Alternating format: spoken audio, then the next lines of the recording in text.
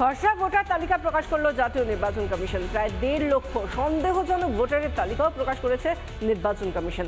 তাদেরকে তথ্য যাচাইয়ের জন্য ডাকা হতে পারে নির্বাচন কমিশনের তরফে। পাশাপাশি ম্যাপিং হয়নি এমন 30 লক্ষ ভোটারের তালিকাও তৈরি করেছে কমিশন।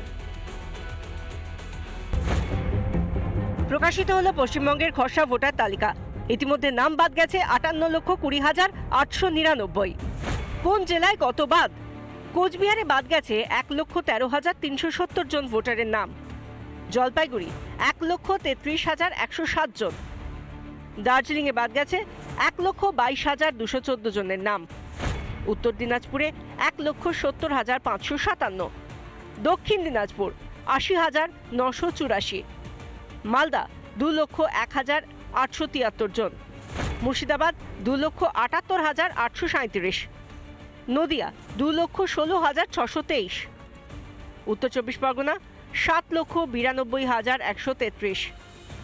দক্ষিণ চব্বিশ পরগনায় বাদ গেছে 8,18,432 জনের নাম। কলকাতা উত্তর 2,16,150 জন। কলকাতা দক্ষিণ 3,90,390 জনের নাম বাদ। হাওড়ায় 4,47,341 জনের নাম বাদ। হুগলিতে 3,18,874। পূর্ব মেদিনীপুর 1,41,936। পশ্চিম মেদিনীপুর 2,03,341। পুরুলিয়াতে বাদ গেছে 1,83,416 জনের নাম। বাঁকুড়া 1,32,821। পূর্ব বর্ধমান 2,08,075। বীরভূম 1,78,876। আলিপুরদুয়ারে 95,286। কালিম্পং 17,331। ঝাড়গ্রাম 52,786। পশ্চিম বর্ধমান 3,06,146 জনের নাম বাদ গেছে। কিন্তু এরই মাঝে আরও 1.5 কোটির বেশি ভোটারকে শুনানিতে ডেকে পাঠাবে কমিশন। 1,36,00,000 নাম, যে নামগুলোর তথ্য নিয়ে কমিশনের মনে হয়েছে যে তারা পুনরায় সেটাকে যাচাই করবে এবং তাদেরকে যদি মনে হয় তাদেরকেও কমিশন হিয়ারিংয়ে ডাকবে। তাহলে ডাক পড়বে কাদের? যাদের তথ্যে সন্দেহের অবকাশ রয়েছে। ভোটারদের থেকে বাবা বা মা মাত্র 15 বছরের বড়।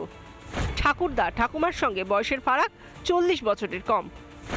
ভোটার ও বাবা মায়ের বয়সের তফাৎ 50 বছরের বেশি। তো দিস ইজ 100% ট্রান্সপারেন্সি যেটা আছে, যেটা বিহার ইলেকশন পরে সুপ্রিম কোর্ট যেটা অর্ডার দিয়েছিল, ওটা ইলেকশন কমিশন আমাদেরকে নির্দেশ দিল, আমরা প্রত্যেক বুথে এটা ফলো করেছি। পাশাপাশি 2002 সালের সঙ্গে ম্যাপিং করা যায়নি প্রায় 30 লক্ষ নাম। তারা কি রাজ্যের বৈধ ভোটার? জানতে ডাকা হবে তাঁদের। ইতিমধ্যেই শুনানি পর্বের প্রস্তুতি শুরু হয়ে গিয়েছে। যাদের শুনানিতে ডাক পড়বে তাঁদেরকে সমন দেওয়ার পাশাপাশি তাঁদের বাড়িও যাবে বুথ লেভেল অফিসাররা। স্বচ্ছ ভোটার তালিকা তৈরি করতে কোনো কসুর রাখতে নারাজ নির্বাচন কমিশন। অনুপম পাত্রের রিপোর্ট, রিপাবলিক বাংলা। নানা ধরনের কন্টেন্ট দেখার জন্য লাইক করুন, শেয়ার করুন আমাদের ফেসবুক পেজ, সাবস্ক্রাইব করুন আমাদের ইউটিউব চ্যানেল। পাশাপাশি অন্যান্য ব্রেকিং নিউজের জন্য অবশ্যই চোখ রাখুন রিপাবলিক বাংলায়।